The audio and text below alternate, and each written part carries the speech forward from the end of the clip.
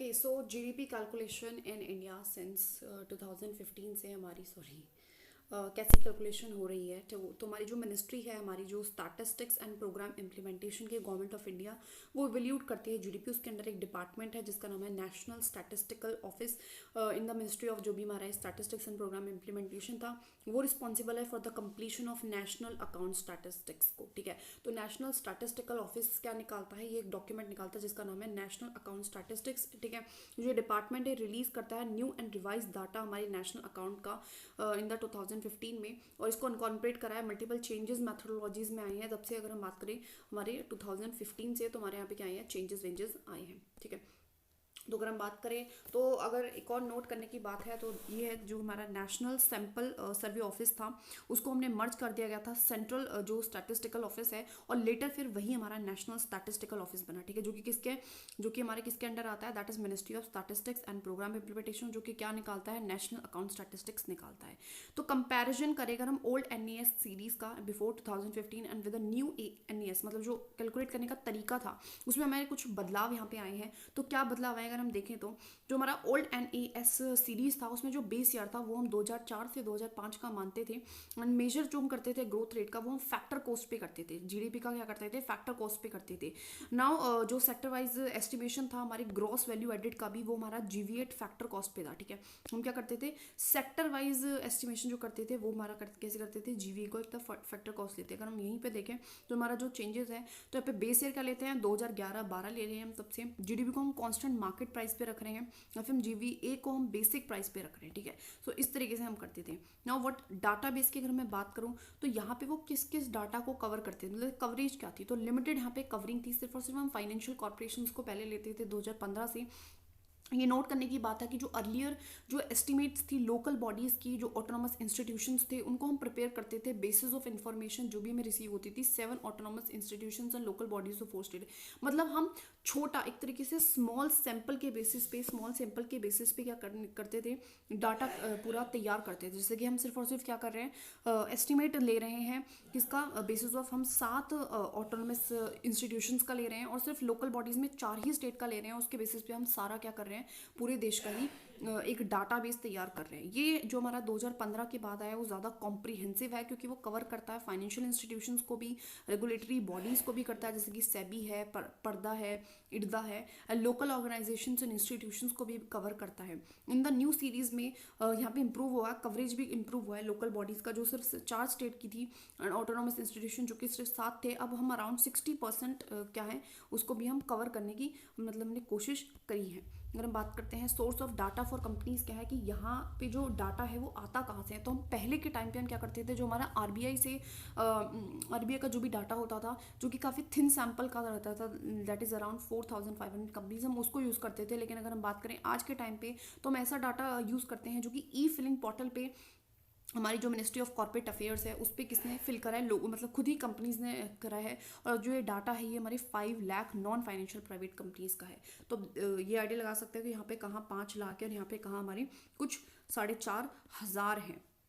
ठीक है, तो नाउ मैथडोलॉजी क्या है कैप्चर करने की, इनकम ऑफ इनफॉर्मल सेक्टर। अगर हम देखें तो किस मेथड से हम इनफॉर्मल सेक्टर का इनकम को कैलकुलेट करते थे, तो हम लेबर इनपुट मेथड यूज़ करते थे कि लेबर ने कितना मतलब वर्क करा। ठीक है, कितने आप वर्क करा ये वो। एंड इफेक्टिव लेबर अब हम यूज़ करते हैं, that is effective labour input, जिसमें हम ये देखते हैं कि देखो जितना भी काम किया लेकिन उसमें से इफेक्टिवली कितना काम करा हम उसको कैलकुलेट करते हैं। Changes in calculation of agricultural income, पहले हम कैसे करते थे, हम सिर्फ और सिर्फ इंक्लूड करते थे वैल्यू एडेड जो भी फार्म प्रोड्यूस में हुआ है, लेकिन अब हम लाइफ स्टॉक की एडिशन की भी बात करते हैं। वैल्यूएबल्स की बात करूँ तो वैल्यू कैसे निकालते थे, किसी भी चीज़ की वैल्यू कहते हो नेट एक्विजिशन ऑफ वैल्यूएबल्स, जो कि हाउस होल्ड के पास है, जो भी प्रॉपर्टी वगैरह इकोनॉमी में, उसको हम इंक्लूड नहीं करते थे ग्रॉस कैपिटल फॉर्मेशन में कि कोई प्रॉपर्टी खरीदी वगैरह। लेकिन आज के टाइम पे जो net acquisition of valuables household कर रहे हैं उनको भी हम इंक्लूड करते हैं as a part of gross capital formation में। ठीक है, नाउ अगर हम बात करें इंस्टीट्यूशनल सेक्टर्स की तो एंटायर इकोनॉमी को हमने डिवाइड करा है 3 इंस्टीट्यूशनल कैटेगरीज के साथ, that is a public sector, private corporate sector and house hold sector. ठीक है, पहले हम ऐसे करते थे, लेकिन अगर हम आज की बात करें तो पब्लिक सेक्टर को भी हमने फर्दर क्लासीफाई करा है पब्लिक फाइनेंशियल कॉर्पोरेशंस पे, जो फाइनेंस की बात कर रहे हैं, पब्लिक नॉन फाइनेंशियल कॉर्पोरेशंस में, जनरल गवर्नमेंट भी। एंड प्राइवेट कॉर्पोरेट सेक्टर को हमने स्प्लिट करा है हमारे प्राइवेट फाइनेंशियल कॉर्पोरेशंस में and private non financial corporations में। ऐसे फर्म्स जो कि रजिस्टर्ड हैं under the limited liability partnership के अंडर भी है, उनको भी हमने part of and which were part है, एक तरीके से हाउस होल्ड का पार्ट है, उनको अब हम इंक्लूड करते हैं प्राइवेट कॉर्पोरेट सेक्टर के फॉर्म में ही। अब उनको LLPs को भी, लिमिटेड लाइबिलिटी पार्टनरशिप को भी अब हम क्या करते हैं, that is private corporate sector के अंडर कंसिडर करते हैं। ठीक है, तो ये सारे कुछ बदलाव हैं जो हमने करे हैं, पहले नहीं थे अब हैं। Then there is a standing committee on economic जो है स्टैटिस्टिक्स है। अगर हम बात करें दिसंबर 2019 में बेसिकली जो स्टैटिस्टिक जो मिनिस्ट्री है उसने एक 28 मेंबर की कमेटी बिठाई। ठीक है, और इसको चेयर कौन करेगा, चीफ हमारा स्टैटिस्टिशियन करेगा। ठीक है, जो कि हमारे यहाँ पे डेलिब्रेट क्या करेंगे, डेवलप करेंगे, कोई ऐसा नया मेथड लाने की कोशिश करेंगे कि किस तरीके से हम बेटर सर्वे कर सके। ठीक है, अब ऐसी जो CES है, that is standing committee on economic statistic है, इसमें सबस्यू मतलब बहुत सारी और भी स्टैंडिंग कमेटीज मिली है। दैट इज 4 स्टैंडिंग कमेटीज मिलती है हमारी, लेबर फोर्स स्टैटिस्टिक मिली है, इंडस्ट्रियल मिली है, सर्विस मिली है, अनइनकॉर्पोरेटेड सेक्टर एंटरप्राइजेस भी मिली है। मतलब 4 को मिला के हमने एक बना दिया। तो जो कमेटी है उसमें एक वाइड रेंजिंग इसका मैंडेट है। वाइड रेंजिंग तो मैंडेट दिख ही रहा है कि किस तरीके से है और क्यों है। ठीक है, वाइड रेंजिंग क्या है, इसका मैंडेट है विच इंक्लूड करता है लुकिंग इनटू डाटा सेट्स जैसे कि पीरियोडिक लेबर।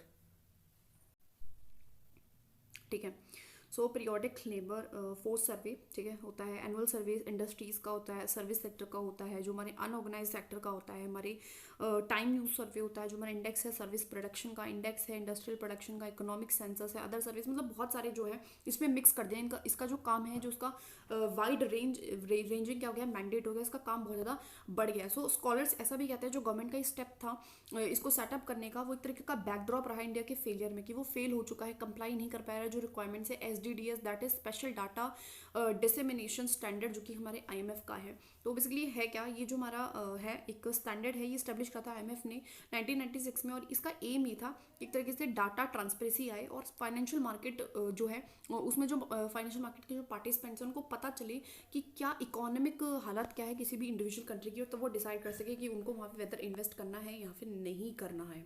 ठीक है, so this is one. Now GDP and welfare. Okay, so GDP and welfare, तो हम पढ़ेंगे GDP एंड वेलफेयर के बारे में। सो हमारा हमने we have attempted to treat higher level of GDP। हमने जो है हायर लेवल ऑफ GDP को हम कैसा मानते हैं, हम ऐसा मानते हैं कि जो हायर लेवल ऑफ GDP है वो एक तरीके से इंडेक्स ऑफ ग्रेटर वेलबींग है हमारे लोगों का। ठीक है, और इसमें हम प्राइस चेंज को हम तब भी जो है वैल्यू ऑफ रियल GDP लेके कर सकते हैं, एडजस्ट कर सकते हैं, बट जो देयर आर एटलीस्ट 3 रीजंस हैं कि वाई जो ये GDP है और वेलफेयर है वो करेक्ट नहीं है। तो that is the distribution of GDP how uniform, कैसे यूनिफॉर्म है कि जो GDP है कंट्री की अगर बढ़ भी रही है और वेलफेयर नहीं बढ़ रहा है, तो as a consequence this is because जो राइज इन GDP है वो हमारी कंसनट्रेटेड है हैंड्स ऑफ फ्यू इंडिविजुअल्स के हाथों में। फॉर द रेस्ट जो इनकम है हो सकता है कि उनकी फॉलन हो, मतलब कुछ लोगों की इनकम बढ़ी है, कुछ की नहीं बढ़ी, ऑल ओवर GDP बढ़ेगी, लेकिन एक डिस्ट्रीब्यूशन जो है GDP का वो यूनिफॉर्म नहीं है। इन सच अ केस जो वेलफेयर हो रहा है एंटायर कंट्री का उसको हम नहीं कह सकते। ठीक है, नॉन मॉनेटरी एक्सचेंजेस, बहुत सारी एक्टिविटीज़ हैं इकोनॉमी में जो कि इवोल्यूट नहीं होती मॉनेटरी टर्म्स में। फॉर एग्जांपल अगर हम देखें डोमेस्टिक जो भी सर्विस एक वुमेन देती है, एक हाउस होल्ड देती है, house home maker that is house women बोलती है, देती है, वो काउंटर नहीं होता है हमारे इंडियन GDP में। ठीक है, तो एक अंडर एस्टिमेशन है GDP का है। जो GDP कैलकुलेट होती है वो एक स्टैंडर्ड मैनर में may not be give us a clear indication नहीं देती है of the productive activity and wellbeing of a country का।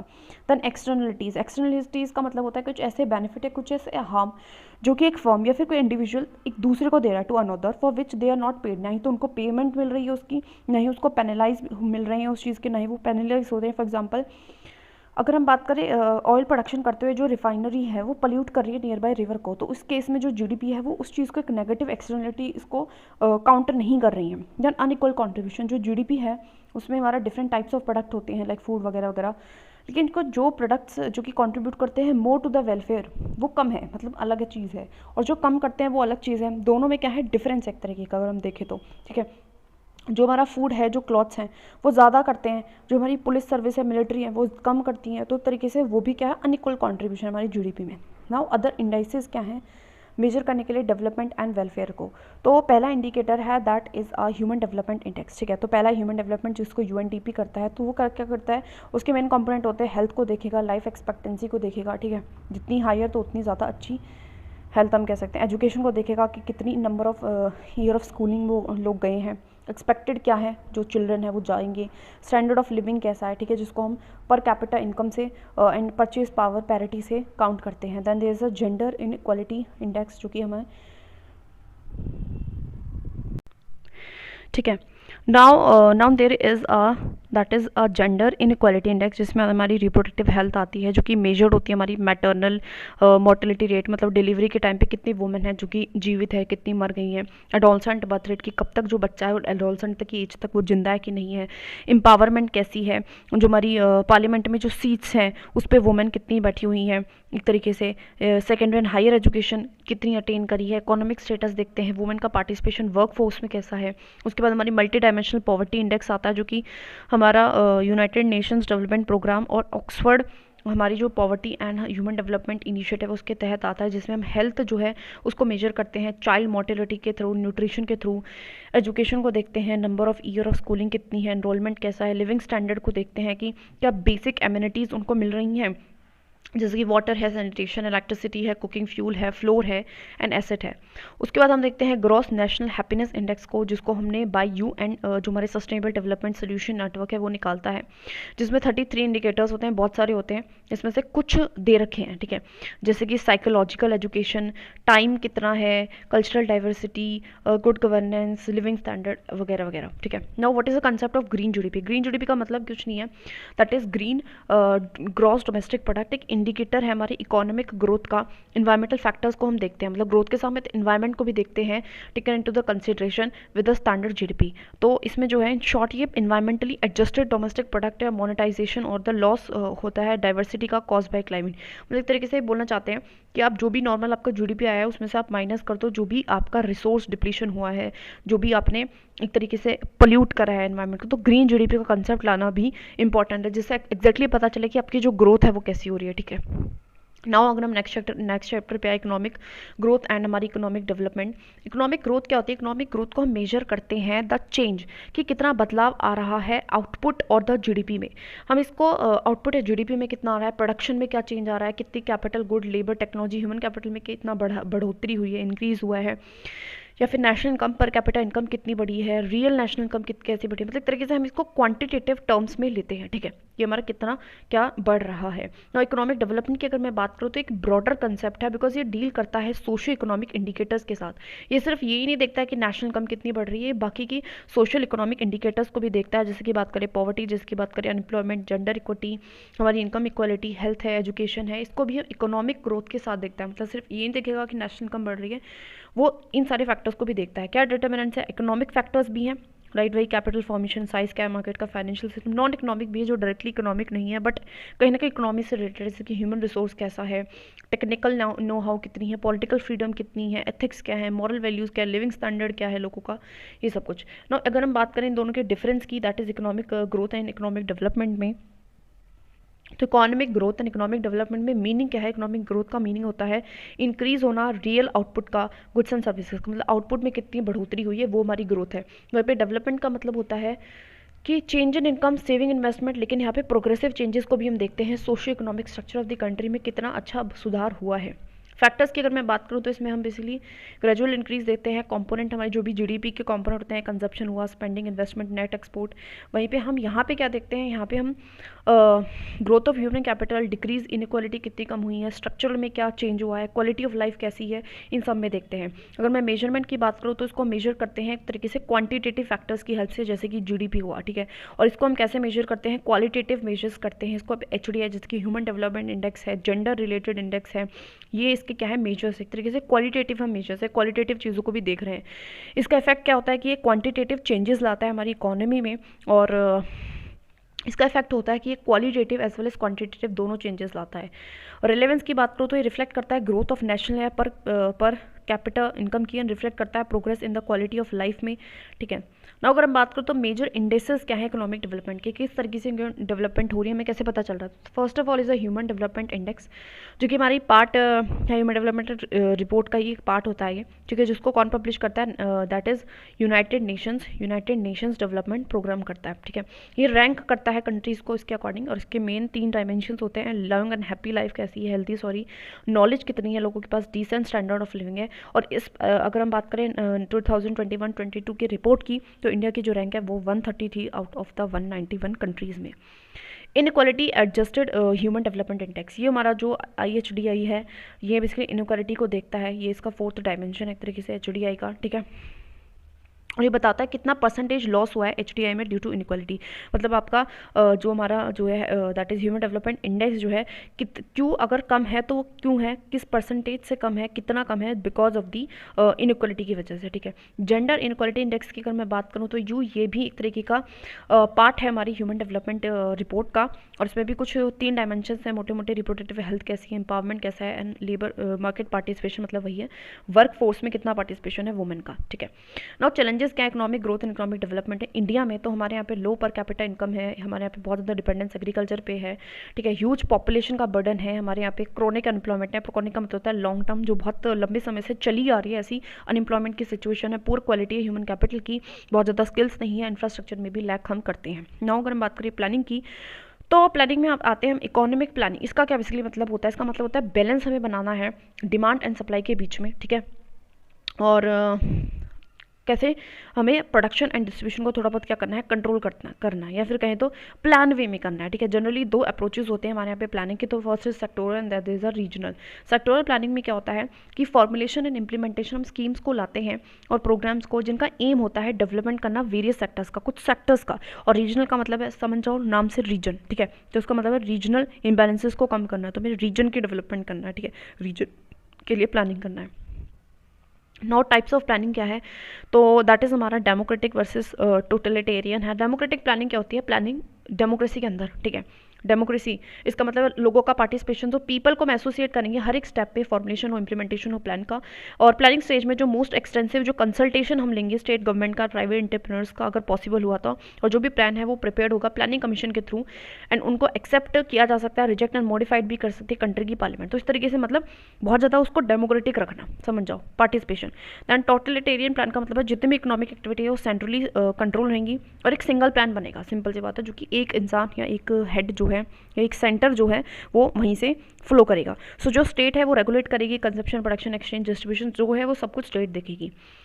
Now other type is the centralize versus decentralize. तो सेंट्रलाइज प्लानिंग में वही होता है कि जो कंट्री की एंटायर प्लानिंग प्रोसेस है वो एक सेंट्रल प्लानिंग अथॉरिटी करेगी, सेंट्रल प्लानिंग अथॉरिटी करेगी। इसको हम प्लानिंग फ्रॉम अबव भी कहते हैं, मतलब एक तरीके से अगर ये हायरार्की है तो प्लान कौन कर रहा है, सिर्फ ये लोग जो हैं वो प्लान कर रहे हैं।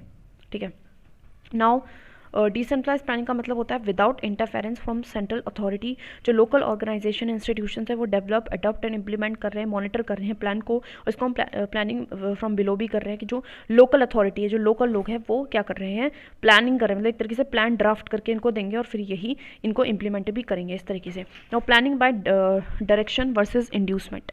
तो planning by direction and planning by inducement क्या है, तो अगर हम बात करें बाय दैट इज़ डायरेक्शन, तो यहाँ पे सेंट्रल अथॉरिटी जो भी प्लान होता है वो उसको डायरेक्ट करती है और ऑर्डर्स जो है देती है प्लान के एग्जीक्यूशन के लिए with pre determination targets and priority, और पहले से डिटरमाइन जो भी टारगेट्स वगैरह होते हैं उनके लिए।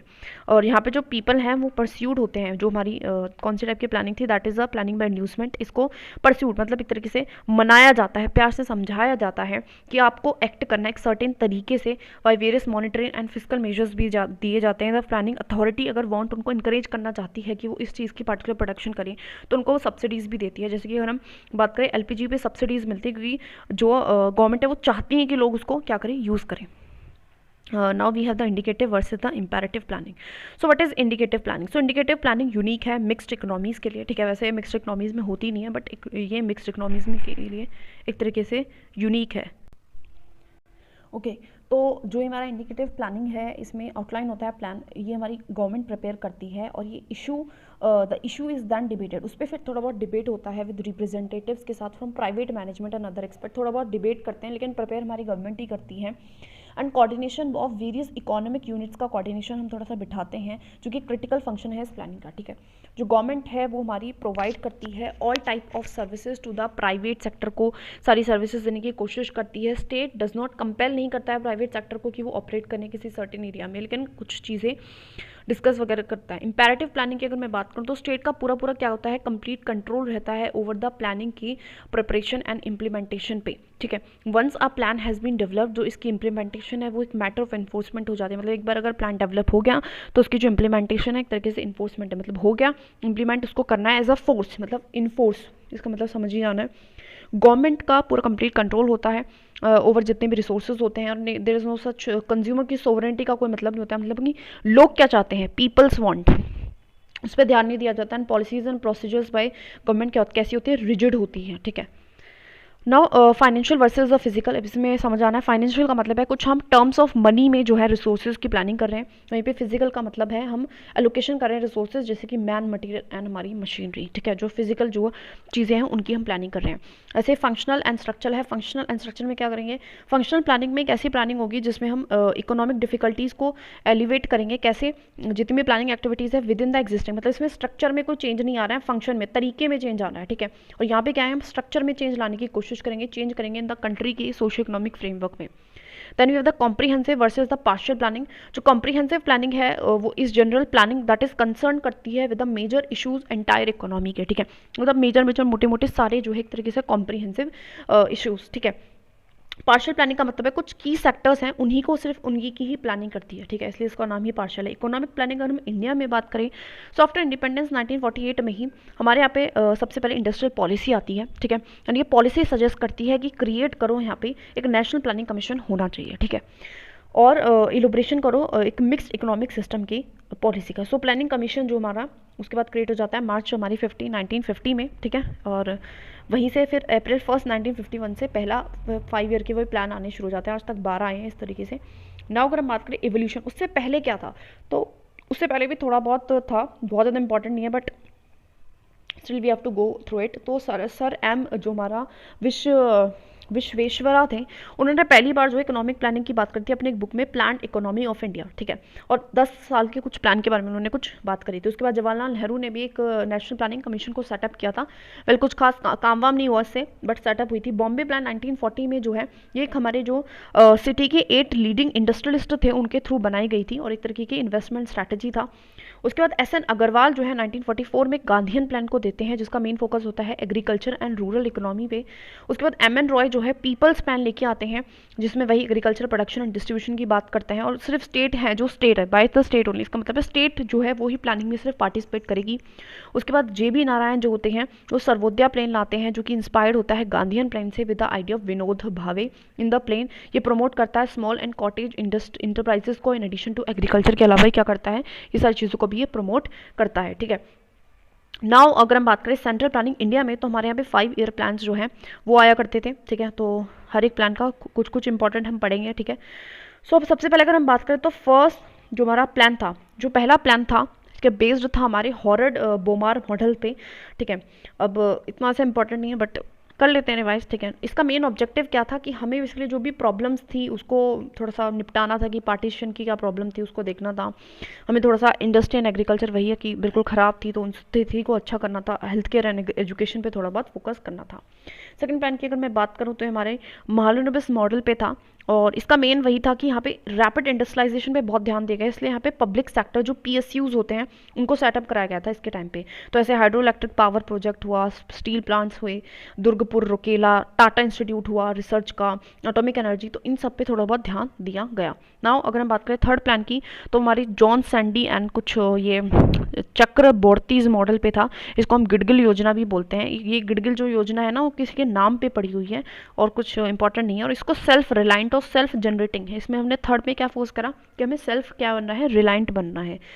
उसके बाद फोर्थ प्लान में अगर मैं बात करूँ तो यहाँ पे थोड़ा सा वही हमें ग्रोथ को स्टेबिलिटी के साथ होना है। तो इसमें जो मेन इंपॉर्टेंट चीज़ हुई थी वो हुई थी कि उन्होंने नेशनलाइज कर दिए थे 14 मेजर बैंक्स को, तो इस पर थोड़ा सा ध्यान रखेंगे। देखो ये जो पीरियड था इस पर इंदिरा गांधी जो थी उस टाइम पे पीएम थी, तो उसी टाइम पे जो ये सारी चीज़ें हुई थी कि जो नेशनल बैंक्स हैं उनको हमने नेशनलाइज कर दिया था, जो इंडियन बैंक्स थे, और ग्रीन रेवोल्यूशन भी स्टार्ट हुआ था। उसके बाद जो फिफ्थ प्लान आया था क्योंकि दीदी धार ने करा था लॉन्च, तो इसमें पॉवर्टी को हटाना, वही सेल्फ रिलायंस को लाना था। और यहाँ पे इसके टाइम पे मेन इंपॉर्टेंट है कि यहाँ पे इंडियन नेशनल हाईवे सिस्टम आया था एंड मिनिमम नीड्स प्रोग्राम भी आया था। तो ये दो चीज़ें हैं जो कि ध्यान रखनी है। और सिक्स प्लान की अगर मैं बात करूँ तो यहाँ पे तो है एंड हो गया था नेहरूइन सोशलिज्म का, और थोड़ा बहुत इकोनॉमिक लिबरलाइजेशन के बारे में हमने सोचा था। और जो तीसरी चीज़ है जो इंपॉर्टेंट है दैट इज़ यहाँ पे नाबार्ड की सेटलमेंट हुई थी हमारी सिक्स्थ प्लान के दौरान, ठीक है। नाउ सेवन्थ प्लान की अगर मैं बात करूँ तो जो प्लान है वो बेसिकली बात करता है वही हमारा इंडस्ट्रीज़ को अपग्रेड करना है, टेक्नोलॉजी वही आ जाके दो चार चीज़ें हैं, फूड ग्रेन्स को हमने प्रोड्यूस करना है, एम्प्लॉयमेंट को जनरेट करना है। तो यहाँ पे वही थोड़ा बहुत सोशल जस्टिस पे ध्यान दिया गया था, ठीक है। एनुअल प्लान्स की बात करूँ तो हमारे यहाँ पे जो एट्थ प्लान है कुड नॉट टेक ऑफ नहीं हो पाया था because of the fast changing atmosphere, मतलब बहुत ज़्यादा क्या हो रहा था कि परिवर्तन हो रहा था, क्योंकि 1991 में एवरीवन नोज कि एलपीजी के रिफॉर्म आ रहे थे और उस टाइम पे हमारी जो इकोनॉमिक सिचुएशन थी उससे पहले 1990 में बहुत अच्छी नहीं थी। इस वजह से सीधा हमारे एनुअल प्लान आया था, 1 साल का एक प्लान आया था और कुछ नहीं है। उसके बाद 8th प्लान हमारा आता है जिसमें हमारा इंडिया क्या है एक फ्री मार्केट रिफॉर्म लाती है, एलपीजी लाती है, ठीक है, मेन इसमें यही हुआ था। उसके बाद 9th प्लान में क्या होता है, हमारी 4 इंपॉर्टेंट डायमेंशंस पे हम काम करते हैं, क्वालिटी ऑफ लाइफ पे, जनरेशन ऑफ प्रोडक्टिव एम्प्लॉयमेंट पे, regional balance and self reliance पे। उसके बाद हमारा 10th प्लान आता है, that is a 10th plan, and this जो प्लान है वो मोस्टली फोकस था वही है पॉवर्टी रेशियो को कम करना है, high quality employment, gender gap, तो वैसे these are the repeated things, ठीक है। और उसके बाद अगर मैं बात करूं, अच्छा यहाँ पे 20 पॉइंट प्रोग्राम भी इंट्रोड्यूस हुआ था, थोड़ा बहुत ये ध्यान रख लेना है। उसके बाद 11th प्लान में हमारा क्या था कि हम ज़्यादा की ज़्यादा इंक्लूसिव ग्रोथ की हमने जो है बात करी थी कि ज़्यादा लोगों को इंक्लूड करेंगे ये वो। उसके बाद हमारा जो 12th प्लान आता है तो उसमें इसका एम था कि फास्टर सस्टेनेबल, ज़्यादा से ज़्यादा इंक्लूसिव, वही inclusive growth and sustainable growth की हमने यहाँ पे बात करी थी, ठीक है। अगर मैं बात करूँ नीति आयोग की, तो नीति आयोग क्या है, नेशनल इंस्टीट्यूट है फॉर ट्रांसफॉर्मिंग इंडिया, ठीक है, एक पॉलिसी थिंक टैंक है जो कि एक एडवाइजरी ऑर्गेनाइजेशन एडवाइस देती है हमारी गवर्नमेंट को। So establish with the same manner जैसे कि प्लानिंग कमीशन हुई है, मतलब कैसे हमारी एग्जीक्यूटिव के रेजोल्यूशन से इसका मतलब है ना ही तो ये नीदर एक स्टैट्यूटरी बॉडी है ना ही ये कॉन्स्टिट्यूशनल बॉडी है, बट एक एग्जीक्यूटिव बॉडी है। ये जो provide policy related and directional input देती है गवर्नमेंट ऑफ इंडिया को, ठीक है, मतलब ये हेल्प करती है हमारी पॉलिसी वगैरह में असिस्ट करने में, और ऑल्सो हेल्प करती है स्टेट एंड सेंटर को, टेक्निकल कुछ एडवाइजेस भी देती है। अगर हम बात करें कॉम्पोजिशन क्या है हमारी नीति आयोग का, तो जो हमारा प्राइम मिनिस्टर है, दैट हमारे prime minister x officio chairman है हमारे नीति आयोग के, ठीक है, एंड जो हमारे चीफ मिनिस्टर हैं जितने भी स्टेट के यूटीज़ के वो भी इसके मेंबर होते हैं। अदर मेंबर्स की अगर मैं बात करूँ तो these are the regional council, तो जो रीजनल काउंसिल के मेंबर्स होते हैं उनका एक फिक्स टेन्योर होता है और वो भी हमारी पीएम ही उनको नॉमिनेट करता है। सो जो रीजनल काउंसिल है उसमें चीफ मिनिस्टर्स वगैरह होते हैं, लेफ्टिनेंट गवर्नमेंट, तो वो भी पार्ट हो सकते हैं। उसके बाद जो स्पेशल इन्विटीज़ होते हैं, स्पेशल इन्विटीज़ मतलब उनको बुलाते हैं, मतलब देखो नीति आयोग के ही अंडर एक रीजनल काउंसिल थिंग है, इट्स अंडर इट, ठीक है, तो उसमें जो भी है वो रीजन के अकॉर्डिंग मतलब नॉमिनेट कर देना। स्पेशल इन्विटीज़ होते हैं जो कि उनका भी नॉमिनेशन पीएम ही करता है, जो कि एक्सपर्ट होते हैं, ठीक है, जो कि स्पेशलिस्ट होते हैं उस पार्टिकुलर डोमेन में, तो उनको बुलाया जा सकता है। फुल टाइम ऑर्गेनाइजेशन फ्रेमवर्क की अगर मैं बात करूँ तो इसमें हमारे होता कौन कौन है, बेसिकली वाइस चेयरमैन होता है, मेंबर्स होते हैं, पार्ट टाइम मेंबर्स भी होते हैं, एक्स ऑफिसर मेंबर्स भी होते हैं, chief executive officer and secretariat भी होते हैं। तो बेसिकली ये मेन कॉम्पोजिशन है। इतना ध्यान रखना कि प्राइम मिनिस्टर क्या होता है, इसका चेयरमैन होता है। नाउ डिफरेंस क्या है हमारी जो हमारी फंक्शंस थे between the planning commission and हमारी नीति आयोग के बीच में। तो प्लानिंग कमीशन हमारी जो है 5 साल का प्लान बनाता था, नीति आयोग हमारी क्या करती थी, ये हमारे 3 ईयर का एक्शन एजेंडा प्लान बनाती है, 7 साल के लिए हमारी स्ट्रैटेजी डॉक्यूमेंट बनाती है, 15 ईयर के लिए एक विजन डॉक्यूमेंट बनाती है और स्ट्रैटेजी बनाती है न्यू इंडिया के लिए भी। अगर मैं बात करूँ प्लानिंग कमीशन की, तो बेसिकली थोड़ा बहुत ने अमाउंट ऑफ मनी को डिसाइड करता था, ठीक है, तो अमाउंट ऑफ मनी जो कि यूनियन को देना चाहिए हर एक स्टेट को इम्प्लीमेंट करने के लिए सेंट्रली स्पॉन्सर्ड स्कीम्स को, तो वो ये बताती थी कि कितना पैसा यूनियन को देना चाहिए 5 year plan of the state government के इम्प्लीमेंटेशन के लिए। तो ये 2 चीज़ें मतलब थोड़ा फाइनेंस के रिगार्डिंग बताती थी। नीति आयोग क्या है, ये डिसाइड नहीं करती है अमाउंट ऑफ मनी कितना देना चाहिए, बिकॉज वो जो काम है, वो जो कंपोनेंट है, ये हमारे कौन डिसाइड करता है, फाइनेंस कमीशन करता है, ठीक है, क्या टैक्स डिवोल्यूशन होगा, क्या ग्रांट देना है, फाइनेंस मिनिस्ट्री बात करती है कि कितनी स्कीम का कितना पैसा किसको देना है, तो वो हैंडल करती है। नीति आयोग पैसे से रिगार्डिंग बात नहीं करता है। नीति जो प्राइमरीली वो एक तरीके का थिंक टैंक है और वो पॉलिसी को डिज़ाइन करने में हेल्प कराता है, ठीक है, और ये मॉनिटर भी करता है स्कीम की इम्प्लीमेंटेशन को भी, ठीक है। अगर मैं बात करूँ मेजर अचीवमेंट्स क्या रहे हैं आज तक नीति आयोग ने क्या क्या काम करा है, सो पहला है कि उसने मेजर करी है परफॉर्मेंस एंड रैंकिंग करा है स्टेट को आउटकम क्रिटिकल सेक्टर्स का, ठीक है। सस्टेनेबल एक्शन उसने लिया है ट्रांसफॉर्मिंग ह्यूमन कैपिटल के ऊपर 7, ये एक एक्शन था, दैट इज़ अ 7, ठीक है। इसमें हमने क्या करा है, ह्यूमन कैपिटल के ऊपर ध्यान दिया। उसके बाद हमने 117 को एस्पिरेशनल डिस्ट्रिक्ट्स को क्या करा है, उसमें कुछ ना कुछ बेटरमेंट करा है, रिफॉर्म लाया है वो सेंट्रल जो हमारी PSUs थी, जो हमारी सेंट्रल PSUs थी, उनमें भी उसने रिफॉर्म लाया है। उसके बाद जो पार्टनरशिप करी है with the national international organisations के साथ, जिसको हम ई अमृत भी जैसे हम बोल सकते हैं, vision document strategy action agenda जो है वो भी ये लेके आया है, ठीक है। डिजिटल पेमेंट मूवमेंट वो लेके आया, जैसे कि लक्की ग्राहक योजना, कुछ ना कुछ मतलब इसमें क्या था कि एक तरीके से हेल्पफुल रहेगा, जो भी क्या करेंगे डिजिटल पेमेंट करेंगे, इस तरीके से डिजी धन व्यापार योजना कि आपको ट्रेड करना है तो आप कैसे ट्रेड करो, आप ऑनलाइन ट्रेड करने की कोशिश करो, ठीक है। ऐसे ही अटल इनोवेशन मिशन लाया है, अटल थिंकिंग लैब्स लाया है, अटल इंक्यूबेशन सेंटर्स लाया है, ठीक है, सारी कुछ अचीवमेंट्स हैं, मतलब एडवाइस ही दी है बेसिकली उसने, तो लाए तो गवर्नमेंट ही है बट एडवाइस ये हमारी नीति आयोग ने दी। उसके बाद अगर हम बात करें इकोनॉमिक रिफॉर्म्स इंडिया में कैसे रहे हैं, तो इकोनॉमिक रिफॉर्म्स इंडिया में हम बात करते हैं जो ड्यूरिंग 1991 में एलपीजी के रिफॉर्म्स आए थे। ज़रूरत क्या थी हम कि इकोनॉमिक रिफॉर्म क्यों लेके आए, तो पहला है मेजर फॉरेन एक्सचेंज के क्राइसिस हो गए थे इंडिया में, क्या था बहुत ज़्यादा फॉरेन एक्सचेंज की कमी हो गई थी, बहुत ज़्यादा एक्सटर्नल डेप्ट के तभी हो रहा था और हम रीपेमेंट नहीं कर पा रहे थे हमारी बोरिंग्स की, ठीक है, और हमारे जो फॉरेन एक्सचेंज रिजर्व इतना ज़्यादा गिर गया था कि एक दिन का भी नहीं था। उसके बाद हमारी कंडीशंस भी लगाई थी आईएमएफ ने एंड वर्ल्ड बैंक ने, अगर आपको लोन लेना है तो आपको क्या करना पड़ेगा, ओपन करना पड़ेगा अपनी इकोनॉमी को। तो ऐसे भी तरीके के क्या लगाए थे, कुछ रिस्ट्रिक्शंस जो है इनको रिमूव करो, ऐसा बोला था हमारे आईएमएफ एंड वर्ल्ड बैंक ने, ठीक है। उसके बाद फॉल ऑफ यूएसएसआर, जो यूएसएसआर है वो भी कोलैप्स हो गया था और जितनी भी बाकी जो कंट्रीज़ बनी थी उन्होंने फ्री मार्केट को जगह दी थी, ठीक है। उसके बाद न्यू इकोनॉमिक पॉलिसी जो है हमारी लाई गई, ठीक है। अगर बात करते हैं लिबरलाइजेशन, प्राइवेटाइजेशन, ग्लोबलाइजेशन की, तो लिबरलाइजेशन की अगर मैं बात करूँ तो इसका जो मेजर पर्पस था वो था फ्री करना लार्ज प्राइवेट कॉर्पोरेट सेक्टर को ब्यूरोक्रेटिक कंट्रोल से, ठीक है। तो मतलब जो भी ब्यूरोक्रेसी का हर जगह जो कंट्रोल है ना, उस चीज़ को थोड़ा सा कम कर दो, जो इतना ज़्यादा रिस्ट्रिक्शन है उस चीज़ को कम कर दो, ठीक है। सो पॉलिसी क्या थी इसमें, जो इंडस्ट्रियल पॉलिसी थी इसने अबॉलिश कर दिया जो भी इंडस्ट्रियल लाइसेंस है, कि आपको इंडस्ट्री सेटअप करने के लिए कोई पर्टिकुलर लाइसेंस नहीं लेना पड़ेगा, कुछ एक्सेप्ट कुछ 18 टाइप ऑफ इंडस्ट्रीज़ के अलावा, ठीक है। इंडस्ट्रियल लोकेशंस की जो पॉलिसी है उसको लिबरलाइज कर दिया था, कुछ जगहों पे नहीं लगाने दे रहे थे, अब उसको भी अलाउ कर दिया था। उसके बाद हमारा है merger, take over and separation, जो भी इंडस्ट्रियल यूनिट की थी अमंग अदर रिस्ट्रिक्शंस उनको भी हमने रिड्यूस कर लिया था, कि आप मर्ज कर सकते हो, टेक ओवर कर सकते हो, सेपरेट हो सकते हो। कैपिटल मार्केट को भी हमने लिबरलाइज किया, जो भी रिफॉर्म्स थे हमारे फॉरेन एक्सचेंज मार्केट में वो भी करें। जो प्राइवेट सेक्टर था उसको भी कुछ परमिशन दी कि वो एंटर कर सकता है, डेवलप कर सकता है इंफ्रास्ट्रक्चर की भी अपने अकॉर्डिंग, जैसे कि पावर, रोड, कम्युनिकेशन। रोड में आज क्या ये तो सिस्टम चल रहा है कि रोड बनाता प्राइवेट है, इसलिए वो टूल वगैरह जो है वसूलता है, ठीक है। नाउ प्राइवेटाइजेशन ये इंडिकेट करता है ट्रांसफर ऑफ ओनरशिप, हमारी जो भी पब्लिक सेक्टर जो भी अंडरटेकिंग है उसको प्राइवेट सेक्टर में कर देना, इधर होली या फिर आधी करो या पूरी करो। पॉलिसीज़ क्या है इसमें, हम डी रिजर्वेशन कर सकते हैं, कुछ पहले क्या थी, कुछ लगभग 17 इंडस्ट्रीज थी जो रिजर्व थी कि उनमें प्राइवेट आ ही नहीं सकते, अब सिर्फ उसको 8 कर दिया गया है, ठीक है। ऐसे revival rehabilitation of sick industries, जो कि बिल्कुल मतलब बहुत ज़्यादा लॉस घाटे में चल रही थी ना, तो उसके लिए भी उनको भी रिवाइव करने की कोशिश की गई है, ठीक है ना। नवरत्ना एंड मिनी रत्ना जो अच्छा कमा रही थी, जो प्रॉफिट में चल रही थी, उनको सपोर्ट कराए, उनको थोड़ा बहुत ऑटोनॉमी वगैरह देके सपोर्ट कराए। रिड्यूस करिए नंबर ऑफ एक्सेस, जो भी वर्कर्स थे पब्लिक सेक्टर में बहुत ज़्यादा थे, और उसमें एक स्कीम भी लेके आए हैं वॉलंटरी रिटायरमेंट। उससे क्या होगा कि लोग जो रिटायर होना चाहते हैं वो हो सकते हैं और बर्डन जो है कहीं ना कहीं गवर्नमेंट का कम होगा। डिसइन्वेस्टमेंट पॉलिसी वो लेके आए हैं जो कि की कॉम्पोनेंट रहा है प्राइवेटाइजेशन प्रोग्राम का अंडर द इंडस्ट्रियल पॉलिसी 1991। जो पोर्शन है of the government stake in the selected public sector enterprises would be made available रहेगा प्राइवेट इन्वेस्टर्स को, फाइनेंशियल इंस्टीट्यूशंस को, म्यूचुअल फंड्स को, वर्कर्स को एंड जितनी भी जनरल पब्लिक है। और ये डन है order to raise the resources from the with the goal, मतलब एक तरीके से डिसइन्वेस्टमेंट का मतलब ये होता है कि आप अपना पैसा हटा लो, जो भी जिस चीज़ में आपने लगा रखा था, यहाँ पे जो जिसका मन करे वो आके पैसा लगाएगा। This is like that. Now globalisation का क्या मतलब है, ग्लोबलाइजेशन जो है प्राइमरीली इकोनॉमिक फिनोमिना है, ठीक है, जो कि इन्वॉल्व करता है इंक्रीजिंग इंटरेक्शन, हमें बनानी है नेशनल इकोनॉमिक सिस्टम का, ग्रोथ लानी है, ट्रेडिशनल जो भी इंटरनेशनल ट्रेड है, इन्वेस्टमेंट, कैपिटल फ्लो वगैरह, ठीक है।